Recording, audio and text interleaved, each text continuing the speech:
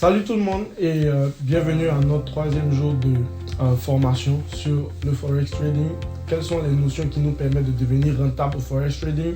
Nous sommes à la deuxième partie aujourd'hui des systèmes de rentabilité. Dans la précédente vidéo, dans le précédent cours, on a vu comment devenir rentable, la partie numéro 1. Et on a touché des notions importantes telles que les tendances du marché. Il est très indispensable d'arriver sur le marché pour d'abord connaître sa direction générale, pour connaître la tendance et ensuite définir des zones de support et de résistance. On a vu ensemble comment définir ce genre de zones. Tout à l'heure, on va rentrer dans MetaTrader et on va rentrer aussi dans TradingView.com qui est un site web qui nous permettra de pratiquement tracer les zones de support et de résistance et tracer les trend lines aussi. On a vu donc les trend lines aussi. Ok, on a vu aussi comment automatiser les achats et les ventes pour que lorsque même on n'est pas là, le marché peut exécuter nos différents ordres. On a vu comment minimiser les pertes et maximiser les profits. Okay? Donc aujourd'hui, nous allons voir les différents types de bougies qui existent. Okay? Vous allez vous rendre compte que le marché est un ensemble, ou je peux dire que le graphique est un ensemble de bougies qui se forment, qui s'enchaînent. Et c'est le mouvement, ou bien j'ai envie de dire que c'est l'ensemble de ces bougies-là qui montrent un certain mouvement, qui donne une certaine allure au graphique. Okay? Donc nous allons voir quelle est l'importance de comprendre les bougies, qu'est-ce que les bougies nous envoient comme information et ce genre de choses. Les bougies à la hausse, les bougies à la baisse. On va apprendre ça ensemble.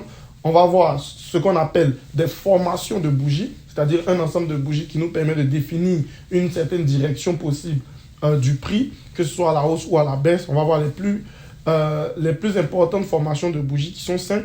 On va toucher des processus d'analyse.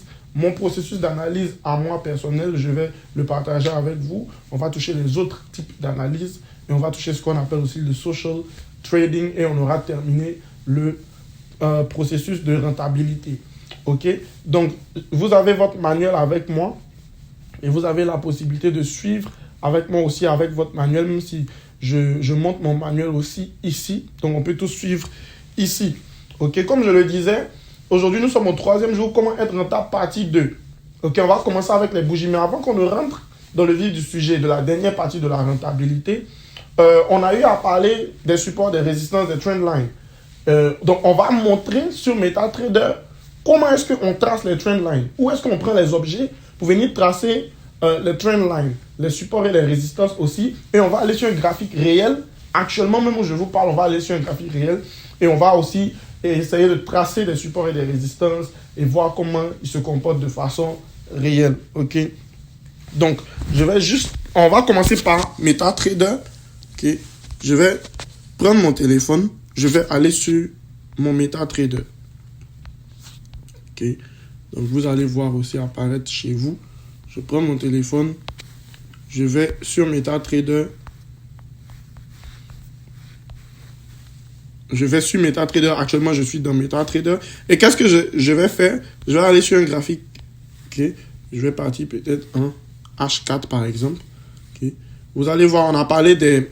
comment on va dire ça? On a parlé des différents time frames, donc les différentes périodes. Et si vous voulez connaître la direction générale, une tendance, il est important de commencer par une tendance plus large. Okay? Je veux dire un time frame plus large, une période plus large, okay? Comme le D1. Le D1 qui signifie un jour. Lorsque vous êtes sur le D1, vous voyez le graphique de façon plus large. Okay? Et lorsque vous partez sur le H4, il est aussi large, mais il est moins large que le D1.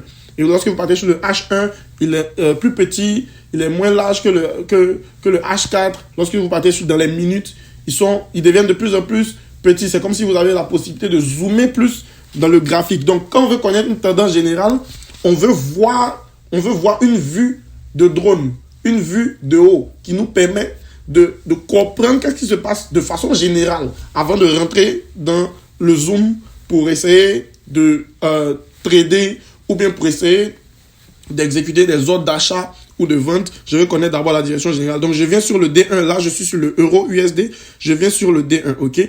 Et qu'est-ce que je vais faire, par exemple?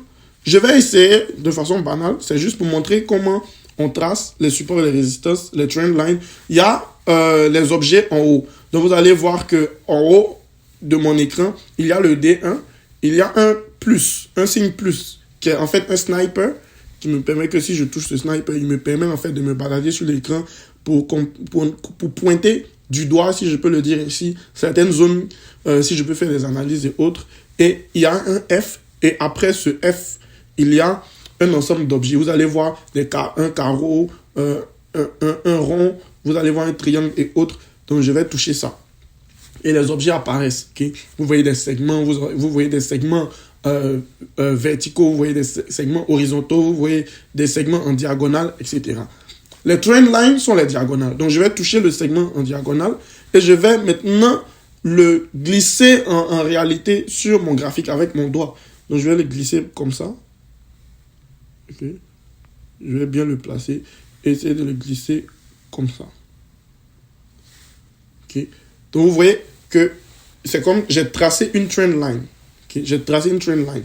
Okay. Si je veux venir en H4, je regarde par exemple, je peux encore prendre une diagonale et tracer encore ici. Là, par exemple, je remarque quelque chose ici. Vous voyez, il peut y avoir des débordements, ce n'est pas grave.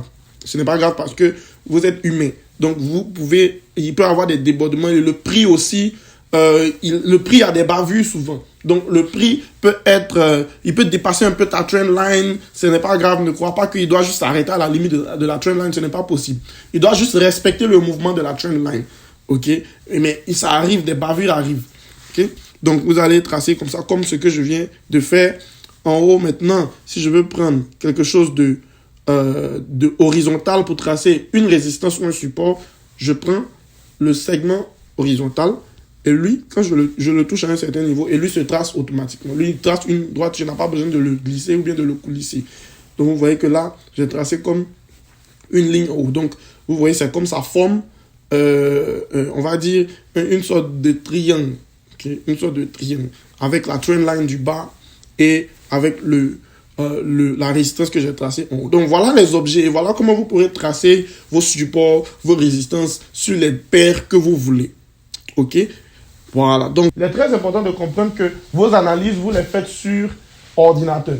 Parce que vous allez vous rendre compte que il y a ce qu'on appelle le comportement du marché et les key levels. Les key levels, c'est des points qui sont très importants, comme je l'ai dit précédemment. C'est des zones comme des carrefours où les gens se battent souvent. Les ours et les buffles viennent se battre. Okay? Et ces key levels-là font qu'il y a de grandes résistances à certains niveaux ou de grands supports à certains niveaux. Et vous allez vous rendre compte que ces zones de support ou de résistance vont agir jusqu'au retour de Jésus. C'est-à-dire que c'est des zones qui vont agir de façon permanente. Souvent, le prix va les casser. Souvent, le prix va s'arrêter à leur niveau. Mais c'est des zones qui sont toujours des key levels. Un key level reste un key level en fait. Il reste un key level à chaque fois. Donc, il est très important d'avoir un écran un peu large. C'est pour ça que vous allez voir qu'il y a des traders qui mettent des écrans à non point fini dans leur bureau pour pouvoir voir de façon large. Il y a aussi le fait qu'ils veulent voir plusieurs paires, mais généralement, ils veulent voir de façon large. Quel est le comportement du marché, la direction générale, etc. Donc, en vrai, le téléphone sert à exécuter des ordres, mais les analyses, vous les faites sur un ordinateur au moins. OK? OK? Et après, je vais vous expliquer un bonus, vous allez comprendre qu'il y a le comportement du marché qui fait qu'un support peut être aussi une résistance ailleurs. Okay? C'est ça les key levels. Les key levels, c'est ça. Ou bien on les appelle aussi des points de pivot. C'est-à-dire qu'il peut être un support aujourd'hui, mais demain il va être une résistance. Il peut être une résistance aujourd'hui, demain il peut être un support. Donc c'est des niveaux très importants où, comme souvent il peut être un support ou une résistance, les vendeurs aussi et les acheteurs se battent là. Okay? Et c'est ça qui crée les consolidations. Okay? Donc, pour revenir à notre sujet, comme il y a des bavures, il est mieux de faire quoi? Il est mieux de tracer une zone de support plutôt qu'une ligne de support.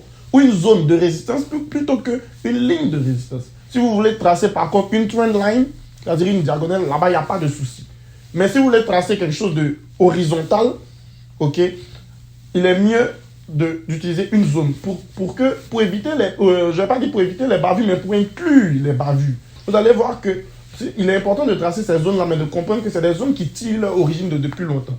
C'est pour ça que c'est des zones importantes en fait. C'est des zones que tout le monde a remarqué et nous tous on s'est dit, on va venir acheter là. Pourquoi? Parce qu'on le connaît, on sait d'où il vient et on sait que lui il peut agir là encore. Donc on va tracer notre zone Mais en fait, on sait que cette zone-là vient de loin en réalité. Donc, les traders tradent en fonction de ça. S'il y a cassure de la tendance, donc il y a renversement, savoir comprendre comment on met son stop loss, et puis c'est tout. Donc, savoir acheter, savoir suivre la tendance. Si la tendance est à la hausse, je vais me concentrer sur les achats, sur les buys, je suis un buffle. La tendance est à la baisse, je vais me concentrer sur les ventes, les sell, je suis un quoi? Je suis un nous. Voilà comment le truc il se comporte. Et donc, lorsque vous avez fini de faire votre analyse, si vous allez juste attendre, vous allez dire, ok, le jour il arrive à ce prix, à tel niveau, moi, je fais quoi? Je vends. Ok? Et vous attendez tout simplement. Vous avez votre téléphone, MetaTrader sera là maintenant pour vous. Si vous voulez vous partez automatiser ça, ou si vous voulez vous laisser, vous regardez. Et lorsque vous allez arriver, lorsque le prix va arriver, vous allez sell, vous allez vendre, ou bien vous allez buy. Ok? Mais l'ordinateur va vous servir d'instrument pour faire quoi? Pour faire vos analyses. Okay? J'espère que vous êtes avec moi. Nous allons continuer maintenant dans le manuel. Ok? Et nous allons enfin entamer la dernière partie de la rentabilité. On nous parle des bougies. Okay? On nous dit les bougies à la hausse, bullish candles et bougies à la baisse. On dit que sur un graphique de trading, nous voyons des figures qu'on appelle bougies japonaises. Okay? Des bougies japonaises. On va dire car elles ressemblent toutes à des bougies avec des mèches. Vu que le marché a deux directions générales, il y a des bougies qu'on remarque tantôt dans un marché haussier ou dans un marché baissier. Il y a également des bougies qui montrent la neutralité du marché, comme on peut le constater lors de quoi? De la consolidation. Ok, donc ici on vous présente des bougies. On vous dit que généralement il y a des couleurs qui te montrent. Ok, c'est pour ça que vous allez regarder sur des sites, il peut y avoir plusieurs différentes couleurs. MetaTrader 4 par exemple a des bougies noires avec un contour vert et des bougies blanches. Ok, mais les couleurs générales, les couleurs universelles sont le vert et le rouge. Le vert pour la hausse et le rouge pour la baisse. Ok, donc si vous voyez une bougie verte, ça veut dire que les ours ont gagné là. Parce que chaque bougie, en fait, est la représentation d'un time frame. Une bougie que tu vois veut dire un temps, une période. Si tu es sur la période de 5 minutes, toutes les bougies qui vont se former se sont formées en 5 minutes, se sont formées et bouclées en 5 minutes. Si tu es sur une période de D1, toutes les bougies qui se sont formées et bouclées en un jour. Okay? Mais les tailles des bougies peuvent être différentes. Parce que c'est les mouvements financiers. Mais le temps est pareil. Le temps est pareil. La bougie peut monter, grandir et redescendre. Elle ne se boucle pas d'abord. C'est quand le temps sur lequel tu es bouclé. Si tu es sur 1 heure, okay? Si tu es sur la période de 1 heure, c'est lorsque le 1 heure est bouclé que la bougie aussi va se fermer. Et si les ours ont été les plus forts, c'est-à-dire que les vendeurs ont été les plus forts pendant ce temps, pendant ce moment de 1 heure, alors la bougie va prendre la couleur rouge lors de sa fermeture. Et si les acheteurs ont été les plus forts, les buffs ont été les plus forts, la bougie va prendre la couleur verte lors de sa fermeture. Tant que la bougie n'est pas fermée, on ne sait pas encore qui a gagné le match. Okay? Mais lorsque la bougie se ferme, elle prend une couleur et elle te dit voici le victorieux, voici le vainqueur, voici le gagnant du match. C'est les ours ou bien c'est les buffles. Ensuite, une autre bougie automatiquement se met à s'ouvrir et se met encore à connaître une bataille entre les mêmes ours et les mêmes buffles. Okay? Maintenant, c'est l'ensemble de ces bougies qui vont te montrer le graphique. L'ensemble de ces bougies vont te montrer le graphique. Ok, donc voilà, vous avez dans le manuel des détails sur comment vous avez dans le manuel des détails sur les couleurs des bougies et vous avez des détails sur là où la bougie ouvre, là où la bougie ferme, ok, le plus haut point, le plus bas point et tout. Ok, on avance. Nous avons ce qu'on appelle les bullish candlesticks. Ok, les bullish candlesticks. Donc, on a des bougies qui sont pleines. Ok, est-ce que tu peux répéter avec moi? Pleines de là où tu es. Il y a des bougies qui sont quoi? Pleines, des bougies pleines. Ok, donc les bougies que je viens de vous montrer précédemment dans l'image précédente sur le manuel sont des bougies pleines. C'est des bougies en forme, c'est des bougies qui sont vraiment pleines. Comparativement aux bougies que je suis en train de vous montrer actuellement, qui sont le hammer, le bullish doji, le bullish spinning top, etc. Vous voyez que c'est des bougies un peu bizarres qui ont des formes un peu différentes. Ok, et ce sont ces bougies-là qui sont très importantes car ces bougies dans leur différence, lorsqu'elles s'associent avec des bougies pleines, elles forment ce qu'on appelle des formations très importantes. Okay? C'est des formations de bougies qui sont très importantes. Donc, nous avons ce qu'on appelle, d'autres vont appeler ça des bougies de décision. Les bougies de décision sont des bougies pleines. Là où on sait que effectivement, voici les gagnants du match. Ok? C'est les verts, c'est les rouges, c'est les buffles, c'est les ours. Mais on a des bougies qui sont un peu bizarres où on voit la couleur. Lorsque la bougie s'est fermée, on sait que c'est une couleur verte. Donc on sait que c'est les verts qui ont gagné. Mais on se rend compte que les verts ont eu des difficultés à gagner parce que la bougie a une forme paralytique. On dirait que la bougie est un peu paralysée. On dirait que la bougie a une maladie, un Covid-19. Donc vous allez voir que la bougie a un pied très long. Ici, on voit que lui, il est un peu petit. Bon, on ne sait pas trop si c'est la grippe espagnole qui les a chicotés ou bien si c'est la grippe aviaire qui les a chicotés. Donc vous allez vous rendre compte que ces types de bougies-là, en fait, on sait qui est le gagnant, mais on se rend compte que avant que ces gagnants-là n'aient gagné, ils ont eu certainement des difficultés parce que vous allez voir que la bataille a été rude. Et vous allez voir, par exemple, qu'il y a des mèches. Lorsqu'on prend l'exemple du hammer, on l'appelle le hammer. Pourquoi? Lorsqu'on prend l'exemple du hammer, vous allez vous rendre compte que le hammer veut dire quoi en anglais? Le hammer signifie le marteau. Le marteau. Et pourquoi on l'appelle marteau? Parce qu'il ressemble à un marteau. Ok? Là, on a un bullish doji, c'est son nom aussi. Là, on a un bullish spinning top. Quand tu entends spinning top, c'est la toupie. Spinning veut dire qu'il tourne. Donc, vous voyez la forme de cette bougie-là, comme une toupie, voilà, avec deux mèches comme ça, comme une toupie que tu peux effectivement tourner sur le sol et autres. Ok? Donc, par contre, le bullish doji, lui aussi, il ressemble à une toupie, mais ses mèches sont vraiment très courtes. Vous voyez les mèches du bullish doji. Et qu'est-ce que les mèches, en fait? On va parler de ça. Les mèches, c'est des traces. On va dire que les mèches, c'est la trace de la volatilité. Ok? Les mèches, c'est la trace de la volatilité. La volatilité, c'est, on peut dire, c'est le mouvement brusque ou c'est le mouvement rapide des prix. Ok? Lorsqu'un prix est rapide, on dit que le prix, il est volatile. Lorsque ces mouvements sont rapides et brusques, on dit, cette paire-là, actuellement, elle est très, très volatile. Okay? Lorsqu'on sait que il peut être calme, mais quand il se réveille aussi, il commence à bouger de façon rapide, de façon brusque, on parle de quoi? On parle de volatilité. On parle de volatilité pour exprimer des mouvements rapides, des mouvements vraiment intenses et autres. Okay? Et il peut avoir des traces. C'est comme si je suis dans une voiture et je la démarre automatiquement. Je démarre une voiture de sport sans prévenir et ça laisse quoi? Un dérapage, ça laisse une trace sur le sol. C'est pareil, les mèches sont pareilles. Donc qu'est-ce qui va se passer? Je vais prendre mon tableau blanc ici. Et vous allez voir que, prenons le cas du hammer. En fait, c'est une bougie, qui est une bougie verte, qui s'est formée, qui était arrivée peut-être à un niveau comme ça.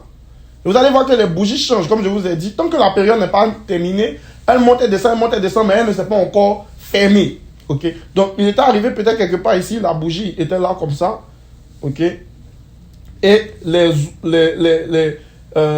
était verte. Okay? Et c'est pour ça aussi que les bougies peuvent changer de couleur de façon instantanée. Les rouges peuvent prendre le dessus actuellement et la bougie va devenir verte. Par rapport à là où elle s'est ouverte. Donc si la bougie s'est ouverte à un certain niveau de prix, lorsque elle descend en bas de ce niveau, elle prend la couleur rouge. Okay? Je vous montre ça. Supposons qu'une bougie s'ouvre ici. Si elle descend, elle va prendre la couleur rouge. Mais si elle monte, ok, je vous montre ça comme ça. Si cette bougie, elle monte en haut de son prix d'ouverture qui est ici, elle va prendre la couleur verte. Donc, à chaque fois qu'elle va descendre en bas de cette zone, elle sera rouge. Mais à chaque fois qu'elle va monter en haut de cette zone, elle sera verte. Okay? Donc, je vais mettre rouge ici. Elle sera rouge. Dans toute cette zone ici, elle sera rouge. En bas de là où elle sera ouverte, elle sera rouge. Mais en haut, elle sera toujours verte. Okay? Or, plusieurs fois, pendant la période, si je suis sur une période de 1 heure, par exemple, plusieurs fois, donc sur le H1, plusieurs fois, la bougie peut descendre en bas de où elle s'est ouverte, en bas de son prix d'ouverture. Et elle sera rouge. Mais les acheteurs peuvent la booster en haut de son prix d'ouverture. Et elle va devenir verte. Donc la bougie peut changer de couleur séance plusieurs fois avant la fin avant l'heure de sa clôture, en fait. Mais lorsque l'heure de sa clôture arrive, la couleur qui a gagné, ou bien la couleur, je vais dire, qui était la dernière à rester, c'est elle qui est gagnante. Okay? C'est elle qui est gagnante. Okay? Donc voici comment il se comporte. Donc je vais effacer ça rapidement pour vous. Donc pour revenir à l'exemple, supposons que cette bougie était là. Maintenant, qu'est-ce qui va se passer? Si, ici, on dira que les acheteurs ont gagné. Bon, on va reprendre l'exemple rapidement. On va reprendre l'exemple pour que vous puissiez mieux comprendre certainement. Supposons que la bougie s'est ouverte à ce niveau de prix. Okay? Et puis, elle commence à monter à ce niveau, par exemple. La bougie commence à monter à ce niveau. Elle monte à ce niveau comme ça. Okay? Elle sera quoi? Elle sera verte parce que elle est en haut de son prix d'ouverture. Si elle était descendue, elle allait être quoi? Je vous laisse répondre à cette question. Alors, qu'est-ce qui va se passer? Il va se passer que, supposons qu'elle est en haut de son prix d'ouverture et elle est toute verte. Mais, qu'est-ce qui se passe? Il y a des gens qu'on appelle les ours qui ont vendu un coup très lourd et qui ont fait descendre la bougie, qui ont poussé la bougie vers le bas. Parce que c'est les investissements qui font monter la bougie, qui font descendre la bougie. Donc, si les acheteurs ont le dessus actuellement, mais que les vendeurs font un gros coup de vente, alors la bougie va subir une volatilité. Okay? Elle va subir une baisse.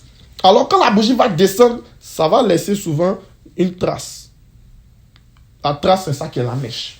Okay? Donc, si vous voyez un hammer qui est comme ça, c'est parce qu'en vrai, c'était une bougie qui était arrivée en bas comme ça, qui était comme ça, mais, ok, je vais reprendre ça. En vrai, c'était une bougie rouge. Le hammer, c'était une bougie rouge qui était comme ça, mais les acheteurs l'ont poussé vers le haut tout d'un coup. Donc, ça a laissé une mèche. Simplement, ça a laissé une mèche. Pareil aussi, pour le hanging man qui est en bas, qui est un bearish candlestick, c'est-à-dire qui montre la baisse. Donc, le hanging man, on va le voir tout à l'heure, c'est comme si c'était une bougie verte. Ok, elle s'était ouverte certainement ici, et puis elle est descendue comme ça. Ok, c'était une bougie verte. On va reprendre ça. Pour le hanging man, on va dire que c'était une bougie verte, donc elle s'était ouverte à ce niveau, et puis elle est montée. Ok, parce que c'est en haut qu'elle prend la couleur verte, en haut de son prix d'ouverture. Mais il arrive que les vendeurs maintenant vendent un gros coup pour la faire descendre. Et cette bougie-là diminue. Quand cette bougie diminue comme ça, c'est comme si... Ok. Lorsque cette bougie diminue comme ça... Ok, on va prendre ça. C'est comme si elle devient plus petite qu'avant, mais la trace de la baisse, soudaine qu'elle vient de connaître reste comme une mèche. Okay? Parce que, rappelez-vous, elle était plus grande que ça. Mais comme elle a été poussée vers le bas, rapidement, il y a une mèche qui sort. Okay? Et c'est ces mèches-là, en fait, qui laissent des traces, peuvent laisser des traces en haut, peuvent laisser des traces en bas, qui peuvent laisser des traces des deux côtés, parce que la bougie peut être balancée vers le haut, poussée vers le bas en même temps, puis ça laisse des mèches. Ok? Donc, voilà un peu le comportement des différentes bougies. Les bougies, c'est un mystère. Okay? Et nous avons besoin d'apprendre le système des bougies pour devenir fort au forex trading. Donc, nous avons le hammer, nous avons le bullish doji, nous avons le bullish spinning top, qui sont des bougies haussières, mais des bougies qu'on appelle des bougies d'indécision. Indécision parce que c'est des bougies, on va dire, qui n'ont pas de... En vrai, c'est des bougies qui ne sont pas des bougies pleines. C'est des bougies qui ont connu des moments difficiles. C'est des bougies qui ont gagné. C'est vrai qu'elles ont gagné selon la couleur qu'elles ont prise, mais avec beaucoup de difficultés. Donc, tout peut se passer à tout moment. C'est comme un boxeur qui vient de gagner un match, mais il est très, très, très fatigué. Or, le match n'est pas terminé. Okay? On dit qu'il y a un deuxième round qui arrive. Ça veut dire que quoi? Si tu es fatigué, c'est que tout à l'heure, le match qui arrive là, tu peux être renversé à tout moment, en fait. Donc, on les appelle des bougies d'indécision pour dire, on ne sait pas. Pourtant, quand il y a une bougie de décision, on sait que les verts ont gagné, les rouges ont gagné, mais ça, c'est clair. Mais quand il y a une bougie d'indécision comme ça, comme le hammer, le bullish, etc., même le hanging man, le bearish doji, c'est le contraire du bullish doji. Okay? Je vous ai appris au début, bearish, bullish. Donc, vous devez comprendre. Le bearish spinning top, c'est le contraire du bullish spinning top. Okay? C'est la couleur juste qui diffère. Hanging man veut dire un homme suspendu, quelqu'un qui est accroché, qui est suspendu, parce que c'est comme si quelqu'un il a mis ses pieds sur un arbre en haut et puis sa tête est en bas. C'est le contraire du hammer. Donc, vous allez vous rendre compte que il est très important de comprendre que c'est des bougies d'indécision. C'est vrai que, prenons le cas du Hanging Man, c'est vrai que les rouges ont gagné, mais on voit qu'il est faible en fait. C'est une bougie d'indécision. Il est faible, il y a une longue mèche, il a gagné, c'est comme s'il a gagné, mais de justesse. Il a failli être renversé en réalité.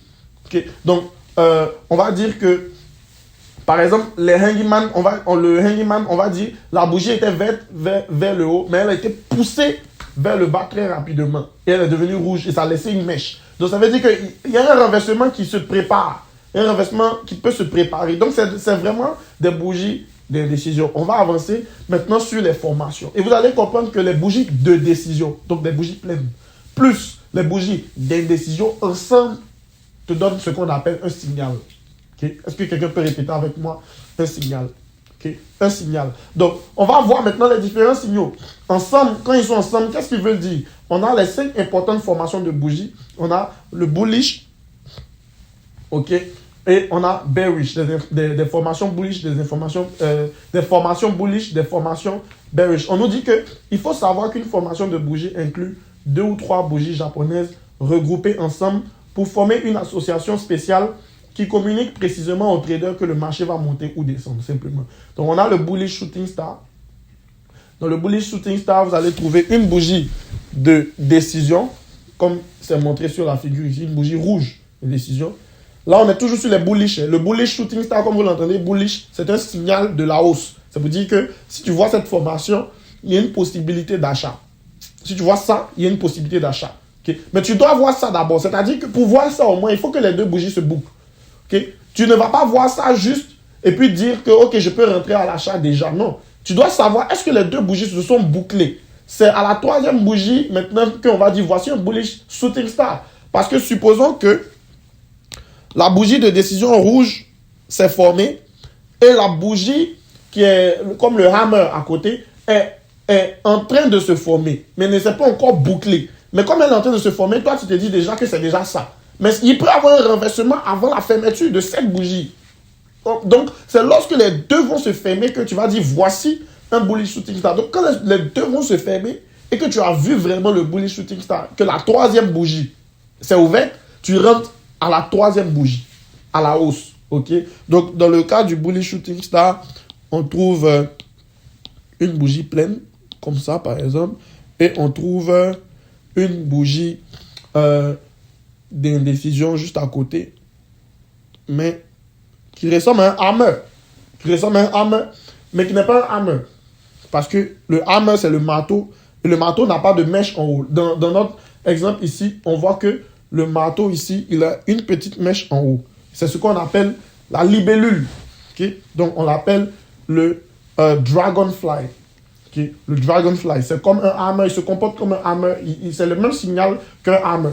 C'est un dragonfly, donc une libellule, qui ressemble à une libellule avec sa queue et puis sa tête en haut, okay, et ses ailes.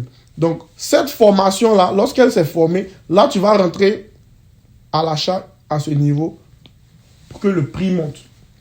Pourquoi? Parce qu'en vrai, en réalité, il y avait les rouges, parce qu'on voit une bougie de décision, une bougie pleine.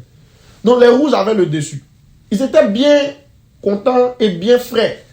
Mais on voit que soudainement, en réalité, cette petite bougie qui est apparue à côté ici, qui est le Dragonfly, était au préalable une bougie rouge aussi. Mais comme vous voyez cette mèche, comme on l'a expliqué pour le hammer, elle a été propulsée vers le haut, donc il y a eu un renversement. Donc elle est sortie en Dragonfly. Sinon, elle était rouge aussi. Elle continuait la tendance baissière de la bougie rouge précédente.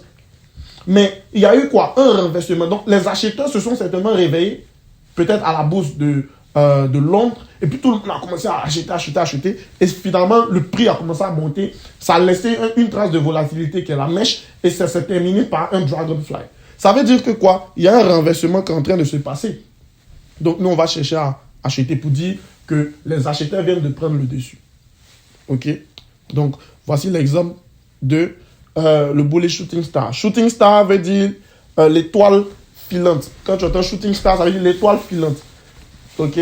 On a à côté ce qu'on appelle un morning star. Donc si vous voyez cette formation qui est deux bougies d'indécision, mais deux bougies de décision, mais au milieu on a une bougie d'indécision, soit un doji ou bien soit on va dire un spinning top, vous allez voir que ces 3 bougies-là forment une formation qu'on appelle Morning Star, qui est l'étoile du matin. J'ai plusieurs fois fait de gros profits sur le Morning Star. Donc, vous allez voir qu'il y a une bougie de décision ici, comme ça, qui est rouge. On sait que les rouges ont le dessus.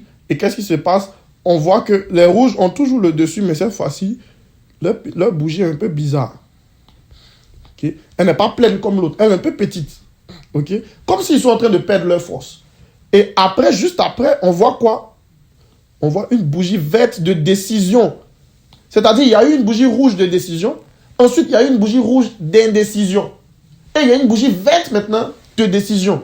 Ça veut dire qu'il y a eu un renversement total. Les rouges avaient la force, ils ont commencé à perdre leur force. Okay? Donc, les rouges avaient la force, ils ont commencé à perdre leur force et les verts sont montés. Donc, ça veut dire qu'il y a un renversement. Vous voyez, ça crée ce qu'on appelle un U-turn. C'est pour dire que ça crée un renversement. Un renversement, ok? Donc, nous, on va commencer à se mettre à l'achat à ce niveau. Lorsque cette bougie est bouclée, on va se mettre à l'achat aussi. Ok? Donc, voici aussi un autre exemple qu'on appelle le piercing line. Ok? Vous trouvez un autre exemple, les bullish tweezers. Vous trouvez un bullish engulfing candle. Bullish engulfing candle, c'est un gros retournement qui arrive beaucoup de fois. Ok? Donc, là, par exemple, vous avez, quand on dit engulfing, ça veut dire qui avale. Donc, vous avez une bougie qui sort et qui avale les 2 ou les 3 précédentes. Okay. Donc, les rouges ont le contrôle. OK. Donc, je monte ça sur mon petit tableau. Les rouges ont le contrôle. Bon, je vais tracer un peu de mèche. On voit encore que les rouges ont encore le contrôle un peu. On voit encore que les rouges ont encore le contrôle un peu. Et puis, tout d'un coup, on voit une bougie verte qui sort et qui avale pratiquement les 2 ou les 3 précédents. Lui seul, il avale les 3 rouges qui sont là. C'est un renversement. Ok? C'est un renversement. Donc, lorsque nous, on voit ça, nous, on se place. Lorsque cette bougie va fermer à ce niveau et qu'une bougie va ouvrir ici, nous, on se place à l'achat automatiquement. Parce qu'il y a quoi encore? Il y a encore ce qu'on appelle un U-turn. Ok? Donc, voilà un peu le mystère des bougies. On a aussi pareil pour les bearish. Okay? Parce que là, on était dans les formations de bullish. Mais on a aussi pareil pour les bearish. Donc, vous trouvez bearish shooting star, c'est juste l'inverse de bullish. Vous trouvez ce qu'on appelle le evening star. Okay? Le morning star, ça veut dire l'étoile du matin, c'est pour la hausse. Le evening star, c'est une formation spéciale pour la baisse. Okay? On a le dark cloud cover qui est, on va dire, l'inverse du piercing line. Okay? Vous pouvez voir, on a le bearish engulfing candle qui est l'inverse du bullish engulfing candle. On a le bearish tweezer qui est l'inverse du bullish tweezer. Okay? Et vous avez la possibilité de faire d'autres recherches approfondies même sur ces différentes bougies. Ok? Donc j'espère que vous avez compris cette partie. C'est très très important. Donc en fait, devenir rentable, c'est un mélange de tout ça. C'est un mélange de connaître les bougies, c'est un mélange de connaître les formations de bougies, de savoir lire. Et il n'y a pas, une technique magique pour vous permettre de comprendre ça. C'est d'apprendre juste et puis d'apprendre par cœur les différentes bougies. Et d'aller sur un graphique réel pour chercher à voir où est un bullish spinning top, où est un morning star, ou un bullish engulfing, ou un spinning top, ou un hammer, etc. Ou un hanging man. Vous devez chercher à les connaître, les apprendre par cœur. Au fur et à mesure que vous connaissez les bougies, vous allez voir que lorsque vous allez voir une bougie, vous allez dire, voici un shooting star, voici un morning star, voici un dragonfly, doji, ou ce genre de choses. Okay? Donc, votre intelligence spatiale va commencer à se développer seule.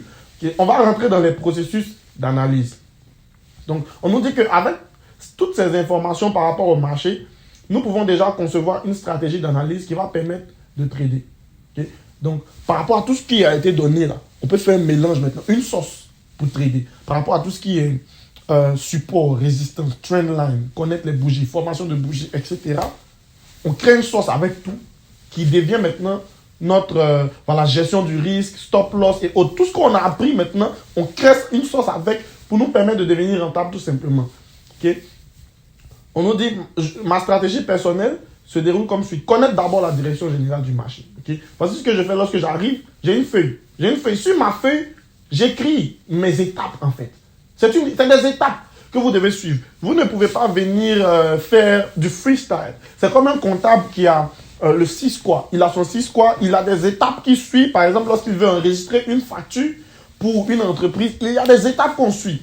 Ok, on va vous parler du prix brut et ensuite on va vous parler de s'il y a des remises, s'il y a des rabais, s'il y a des escomptes, avant de vous parler de tout ce qui est taxes, avant de vous parler de net commercial et avant de vous parler de tout ce qui est taxes, de tout ce qui est TVA, ensuite vous parler de tout ce qui est net à payer et autres. Donc vous allez voir que c'est des étapes et puis après ça maintenant on va dans le journal. Mais tu ne peux pas venir faire ce que tu veux en réalité parce qu'il y a un processus. Mais avec le trading, ce processus-là, il faut l'écrire et il faut le connaître en réalité. Même si tu penses que tu le connais, même si tu penses que tu es très fort et que ta mémoire, en fait, tu ne peux pas compter sur elle. Pourquoi? Parce que dans le forex trading, il y a beaucoup d'émotions.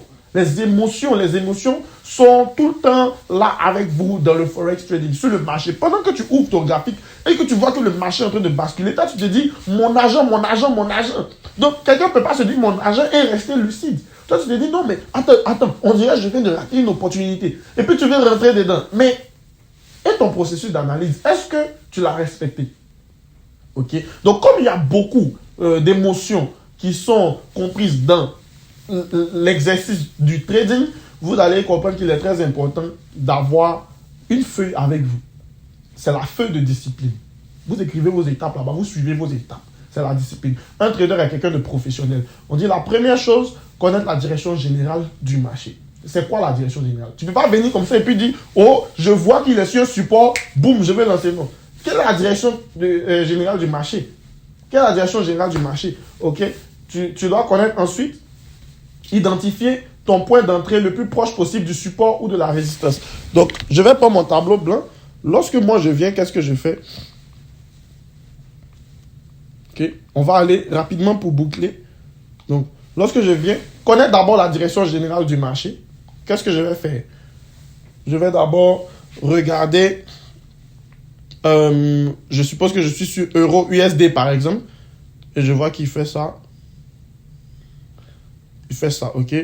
Automatiquement, je me dis quoi? Trendline ici. Ok, je vais prendre ça. Je me dis que trendline ici. Ok. Trendline ici. Ok. Et moi, je me dis que je vais l'acheter quelque part ici. Ok. Tout ça, c'est un exemple. Je me dis que je vais l'acheter quelque part ici. Donc, je définis ma zone maintenant. Donc, lorsque j'ai fini de connaître la direction générale, je sais que je vais me concentrer sur les achats. Pourquoi? Parce que the trend is your friend, toujours. Donc, la direction, la tendance, c'est ton allié. Donc, moi, je me dis, je vais me concentrer sur les achats. Donc, je vais identifier un point d'entrée le plus proche possible du support ou de la résistance. OK? Donc, moi, je définis mon support. Je me dis, OK, voici la zone où je vais rentrer. La zone. Tout à l'heure, je vous ai parlé de zone. Donc, vous allez dire, supposons que le prix, il est 1.90306. OK?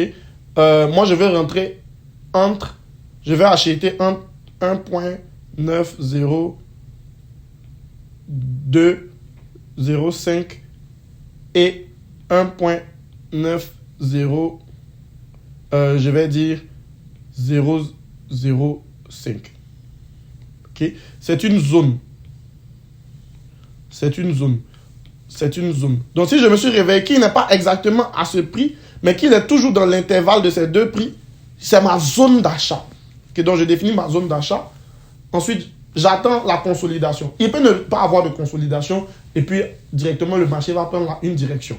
Mais vous attendez. S'il y a une consolidation, vous observez la consolidation. S'il n'y a pas de consolidation, vous saurez si vous devez rentrer à l'achat ou bien à la vente, s'il a cassé le support ou s'il a rebondi sur le support. Okay? Et ensuite, maintenant, vous allez essayer de... S'il y a une consolidation, c'est dans la consolidation que vous observez pour repérer une formation de bougie, soit bullish ou bearish. Donc, vous voyez, connaître les tendances générales du marché, identifier le prix d'entrée, donc faire ta zone d'entrée et tout, la consolidation, comme on a vu, l'observer, s'il y en a, et voir aussi s'il y a des formations de bougies qui sortent, qui vont venir encore vous confirmer, en fait. Tout peut être là, et puis ça vous confirme qu'effectivement, il faut que j'achète.